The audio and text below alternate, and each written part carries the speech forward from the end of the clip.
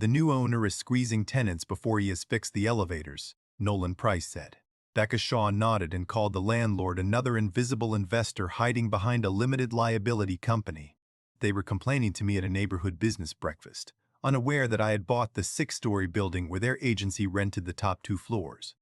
15 years earlier, both of them had told me I would never own anything. I waited until their lease meeting to explain who Reed Harbor Properties actually was. My name is Amos Reed.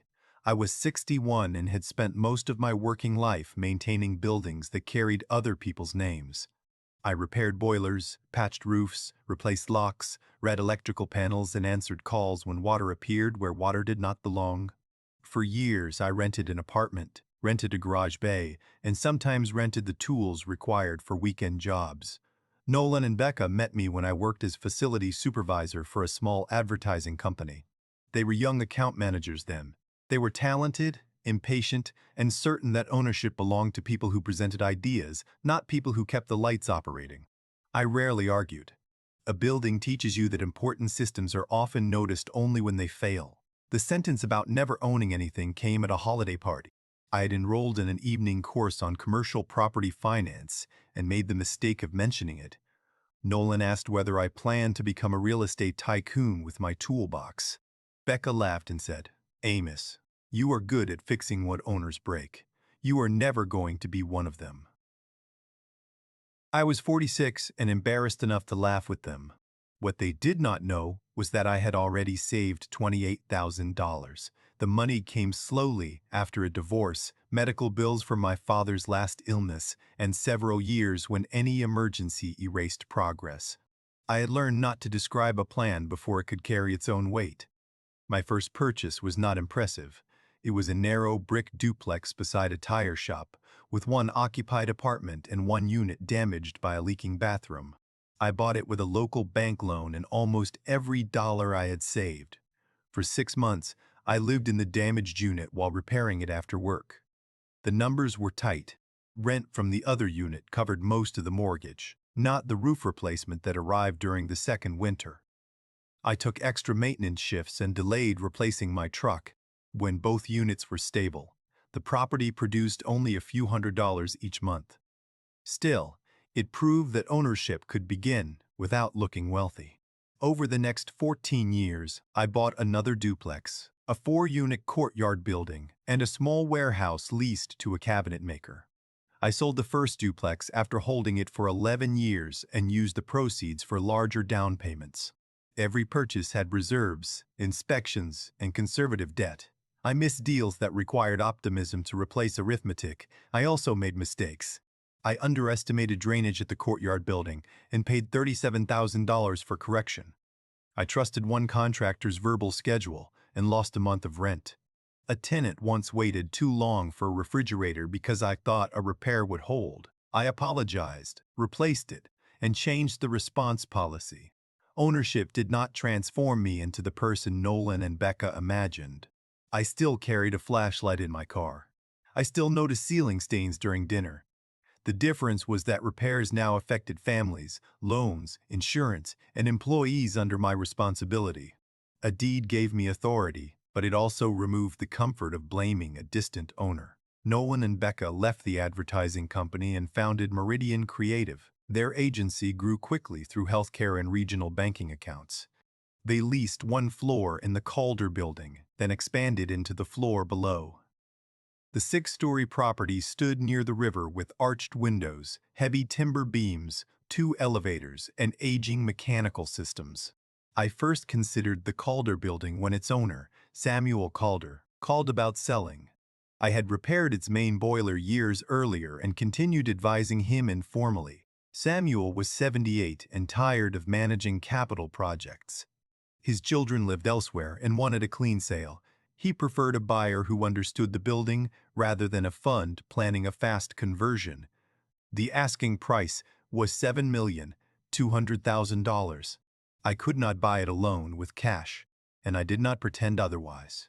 Reed Harbor Properties combined proceeds from my warehouse refinance, retained earnings, a commercial loan, and 2 passive investors. I remained the managing owner with 52% and personal guarantees that kept me awake. Due diligence showed why the price required caution. One elevator needed modernization within 18 months. The roof had perhaps 4 useful years. Fire doors on 2 levels failed current inspection standards. The projected capital plan exceeded $600,000 before cosmetic improvements. I negotiated the price to $6,800,000 and funded a separate repair reserve. Meridian's lease had 3 years remaining. It allowed annual operating expense reconciliations and required landlord approval for major electrical changes. The agency paid on time and employed nearly 70 people. I had no reason to disturb a good tenant. Buying the building was not an opportunity to settle a 15-year-old insult. The sale closed through Reed Harbor Properties. Samuel sent tenants the required notice, naming the company and a professional management firm as contacts. My personal name appeared in public records, loan documents, and the management disclosure, but nobody at Meridian looked beyond the letter. That was legal and ordinary. It was not a trick designed for a reveal. The first problem arrived during elevator planning. The modernization required one elevator to remain out of service for 7 weeks. The second elevator would operate, but peak traffic would slow. We scheduled freight deliveries separately, arranged stairwell cleaning, and offered temporary ground floor conference space for clients with mobility concerns. Nolan sent the manager an angry email saying the anonymous new owner had purchased a functioning building and immediately made it worse. Becca demanded a 6-month rent reduction. Their frustration about access was legitimate. Their claim that no planning existed was not. The manager sent the construction schedule, accommodation plan, and lease language. At the neighborhood breakfast, they repeated the complaint while sitting across from me. I attended because the business association was discussing pedestrian lighting near the river. Nolan remembered me as a maintenance supervisor and assumed I was there on behalf of another property. He asked whether I could tell the new landlord how buildings actually worked. I said the elevator needed modernization because the controller was obsolete and replacement parts had become unreliable. Becca asked how I knew. I said I had reviewed the engineering report. She assumed Samuel had shown it to me and continued describing Reed Harbor as a shell for people who had never changed a filter. Part of me wanted to reveal everything at breakfast. The old embarrassment rose with surprising heat. I imagined placing the closing statement beside Nolan's coffee and watching his expression change. Then I remembered the employees who depended on both elevators and the investors who had trusted me to manage professionally. A public performance would solve nothing. I told them the concerns deserved a lease meeting with the owner's representative. Nolan said they had already requested one. That was true. Our manager had scheduled it for Thursday, and I had planned to attend because Meridian wanted concessions beyond the manager's authority. Before the meeting, I reviewed every service complaint from the prior year. Meridian had reported temperature imbalance on the 6th floor, 2 after-hours elevator faults, and water near a window during heavy rain. All had been addressed, but the temperature issue had returned. I authorized additional balancing work regardless of the lease dispute. I also reviewed Meridian's alterations. Their growth had added a server room and production equipment with higher electrical demand. Samuel had approved general renovations, but the final server load exceeded the submitted plan. The engineer recommended a dedicated circuit and cooling correction. This was a safety and cost issue, not leverage for punishing a rude tenant. On Thursday, Nolan and Becca arrived with their operations director and attorney. Our property manager, the elevator consultant, and I were already seated. Nolan greeted me casually and asked whether I was there to explain the machinery. I said I was there because I managed Reed Harbor Properties. Becca looked toward the manager, waiting for clarification. I placed my business card beside the agenda. It listed managing member beneath my name. The company that owns the Calder building is mine, I said. I hold the controlling interest, and I signed the acquisition loan. Nobody spoke for several seconds. Nolan finally asked whether I had bought the building because Meridian rented there. I said their lease made the building more attractive, but the acquisition had been under review before I confirmed the tenant roster. I had not purchased a $7 million asset to continue a holiday party argument. Becca remembered the sentence before I mentioned it. Her face changed. We said you would never own anything. You did, I replied. That is not on today's agenda. Their attorney moved the conversation back to the elevator, which helped everyone. The consultant explained the failure risk, parts scarcity, schedule, and accessibility measures. We offered additional lobby staff during morning peaks and reimbursement for reasonable nearby meeting room costs when clients could not use stairs. We did not offer 6 months of free rent. The lease did not promise uninterrupted use of both elevators during necessary modernization, and the building remained accessible. We did offer a defined service credit if the operating elevator failed beyond an agreed number of hours. The standard applied to every tenant, not only Meridian. Then I raised the server room load. Nolan assumed it was retaliation. I showed the electrical report dated before the breakfast. The issue required a dedicated circuit, updated cooling, and documented approval. Under the lease, Meridian was responsible for equipment-specific upgrades, while the building would coordinate work and waive the usual review fee. Becca read the report carefully. Their operations director admitted that equipment had been added after the original renovation. The attorney requested 10 days to review. I agreed. No threat of eviction was made. The equipment could remain operating under an interim load limit approved by the engineer. After the formal meeting, Nolan asked to speak privately. He said he could not decide whether he felt impressed or deceived. I told him I had not concealed my identity from a question he asked. He had received the ownership notice and never investigated because he assumed the owner would not be someone like me. He apologized for the old remark, then weakened it by saying we had all been younger.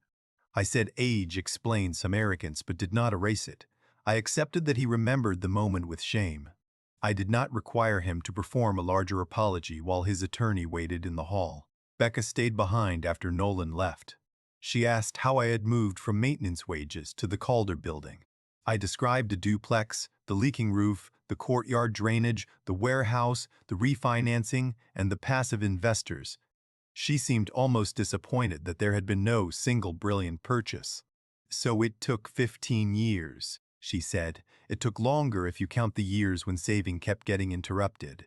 She looked through the glass wall at the elevator consultant packing his plans. We thought ownership was a personality type. A lot of owners encourage that belief, I said. The modernization began the next month. Morning waits increased despite the scheduling plan. Meridian documented delays, and we adjusted freight hours twice. One afternoon, the operating elevator stopped for 90 minutes. The service credit clause applied automatically. They did not have to argue, and I did not treat payment as a personal defeat. The server upgrade cost Meridian $48,000. Reed Harbor paid for related panel work that benefited the building, while Meridian paid for dedicated capacity and cooling. The allocation followed the engineer's estimate and lease responsibilities. Both sides disliked part of the invoice, which was usually evidence that the split had not become a favor. During construction, we discovered that one fire door near Meridian's internal staircase had been propped open by a decorative cabinet. Their staff moved it immediately. We replaced the door closer because it had weakened. Responsibility crossed the landlord-tenant line in both directions.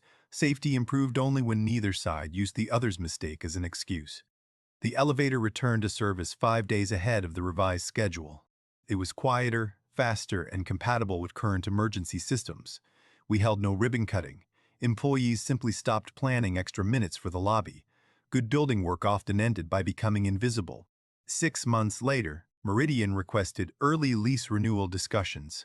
Commercial rents near the river had risen. Their existing rate was below market, but losing a stable tenant would create vacancy and improvement costs. Our broker recommended a large immediate increase. I proposed a phased rate over 7 years with defined capital commitments. Nolan asked whether the old insult affected my number. I showed him the same rent analysis given to my investors and lender. The proposal sat between their current rate and recent comparable leases. It included no apology discount and no resentment premium. Personal history could be acknowledged without entering a spreadsheet. Negotiations lasted 8 weeks. Meridian wanted expansion rights on the 4th floor. Another tenant held an option, so I would not promise space I did not control. We granted a first opportunity if that option expired. They agreed to energy use reporting and limits on future equipment loads. The renewed lease funded part of the roof reserve and gave Meridian predictable occupancy. Their attorney called the result commercially reasonable. Nolan called it less pleasant than he wanted and better than moving 70 employees. I consider both descriptions accurate. My investors later asked whether revealing my identity had changed the negotiation. I said it changed the tone before the numbers. Nolan and Becca could no longer describe ownership as a faceless category, and I could no longer pretend their complaints came only from arrogance. They had employees, deadlines, and clients affected by construction. I hired a full-time asset manager the following year. Some people assumed that meant I had become too important for maintenance. The truth was that the portfolio had outgrown one person's attention. Delegation protected tenants better than my pride in answering every call. I still reviewed capital plans, but trained people handled daily service. Meridian became a more disciplined tenant. Their operations director created an internal approval process for equipment changes. Becca joined the building's emergency planning committee. Nolan remained quick to complain, but his complaints included dates, impacts, and proposed solutions. Specific frustration was easier to address than contempt. At another neighborhood breakfast, a new business owner asked me whether renting meant she had failed. Her bakery occupied a storefront owned by someone else, and online advice had convinced her that real entrepreneurs bought property immediately. I told her ownership was one tool, not a moral rank. A good lease could protect capital needed for staff and equipment. Nolan heard the exchange. Afterward, he said he expected me to tell everyone to buy buildings. I reminded him that my first duplex worked because I understood its risks and accepted years of constraint. Buying the wrong property with no reserve could destroy a healthy operating business. That conversation mattered because the old insult had contained two mistakes. Nolan and Becca had underestimated my ability to own, but they had also treated ownership as proof of human importance. I rejected the first mistake without accepting the second. The people cleaning the lobby, designing campaigns, repairing elevators, and paying rent all carried different responsibilities. The next capital test involved the roof. Our inspection reserve assumed replacement in 4 years, but a severe storm lifted part of the membrane during the second year. Water entered a vacant office and one corridor. Meridian's space stayed dry, yet every tenant saw buckets near the 5th-floor stairwell and wondered whether the new owner had delayed necessary work. I could have patched the damaged section and protected the year's distribution to investors. The roofing consultant warned that seams across the older surface were beginning to fail. A partial repair might last 1 season or 3, and nobody could guarantee which. I called an investor meeting and recommended full replacement at a cost of $312,000. One passive investor objected. He said the building could be sold before the next failure. Our operating agreement gave me authority over emergency capital, but using it without explanation would damage trust. I presented photographs, moisture readings, warranty options, lender requirements, and 3 bids. He remained unhappy, then approved the reserve draw after seeing the downside clearly. The roof project affected a 5th-floor nonprofit more than Meridian. Its counseling room sat beneath the loudest work area. We arranged temporary rooms in a vacant suite and moved locked files through its own staff. The organization paid no relocation charge. A lease clause might have allowed less support, but minimum legal duty was not always sufficient management. Becca noticed that accommodation and asked why Meridian had not received free space during the elevator project. I explained the difference. Meridian could continue using its offices with managed access, while roofing noise would have made confidential counseling impossible. Equal treatment meant applying consistent reasons, not handing identical benefits to situations with different impacts. She disagreed at first, then reviewed the schedule and accepted it. That exchange became a useful test of our improved relationship. She could challenge a decision without implying I was incompetent. I could explain it without turning her old insult into evidence that every new concern was dishonest. The roof finished within budget. The warranty required annual inspections and strict documentation of any equipment installed above it. We added those obligations to every tenant alteration form. Meridian later requested a small antenna, and the contractor followed the new process. A storm had created an expense, but the response improved control for the next 20 years. I began inviting one tenant representative to quarterly building reviews. They did not receive private financial information, but they saw planned projects, service patterns, emergency drills, and energy use. Complaints became earlier and more specific. The meetings also prevented management from celebrating improvements that tenants had not actually experienced. At the first review, a ground-floor cafe owner pointed out that delivery drivers blocked the accessible entrance during morning unloading. The problem had existed under Samuel and survived the ownership change. We repainted the loading zone, changed delivery windows, and added enforcement language to vendor agreements. No dramatic reveal was required. Someone simply had to listen and act. Those ordinary corrections taught me more about being an owner than signing the closing papers. A deed concentrated responsibility, but knowledge remained distributed among people using the building differently. The cafe owner saw the entrance. Meridian saw elevator waits. The nonprofit heard roof noise. Maintenance staff saw patterns before any spreadsheet showed them. My wealth became substantial on paper after the Calder purchase, but much of it remained tied to buildings and debt. A rising appraisal did not pay a failed boiler invoice. I maintained reserves and did not describe borrowed value as cash. Quiet success required the same caution after recognition that it required before. Becca eventually invited me to speak at Meridian's staff meeting about the renovation. I agreed only if the property manager and operations director joined. The lesson was not that a former maintenance worker had surprised two executives. It was that clear documents, accurate systems, and mutual accountability had kept a difficult project from becoming a feud. Nogan introduced me without mentioning the holiday party. I mentioned it myself, briefly. I said people often confuse the work they see with the limits of the person doing it. Then I explained the elevator reserve, the service credit trigger, and the server correction. Practical facts carried the lesson better than revenge. After the meeting, Nolan offered a complete apology.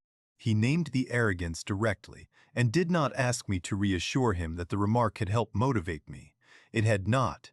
I built the portfolio because I wanted stability, responsibility, and choices.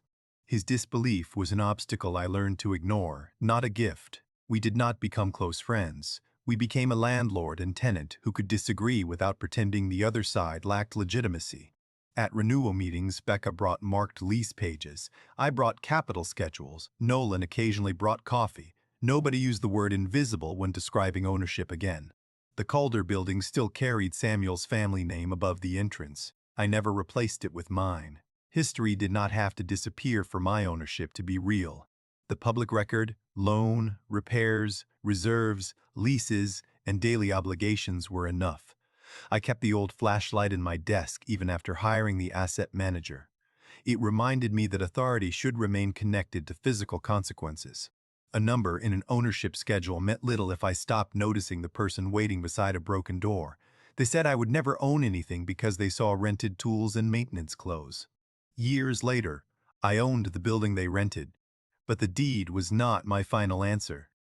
The better answer was a safe elevator, a fair lease, a corrected electrical load, and a business relationship that survived the reveal. Ownership gave me power over a building. Character was deciding how not to misuse it.